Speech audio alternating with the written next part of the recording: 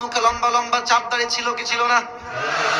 আমার নবীর মতো সুন্দর এই তল্লাটে দ্বিতীয় আর কেউ কি হতে পারে?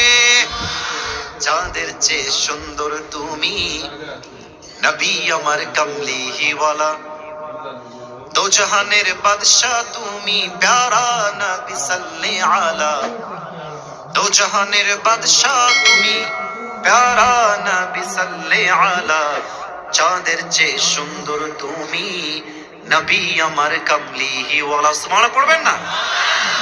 বলেন তো, নবীর একমাত্র স্ত্রী যিনি কুমারী ছিলেন, নাম কি? আওয়াজটা পেছনে জোরে আসলো, সামনে থেকে আওয়াজটা জোরে আসে নাই। নবীর মোট বউ 11 জন, হয় সবাই ডিভোর্সি অথবা বিধবা, বাট একজন বউ, তিনি আগে কখনো বিয়ে করেন নাই, তার গায়ে কোনো পুরুষের দাগ লাগে নাই, তিনি একজন ভার্জিন কুমারী নারী। তার নাম কি?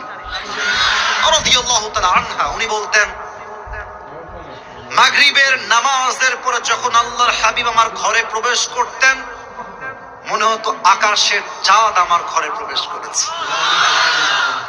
সুবহানাল্লাহ পড়েন আপনারা?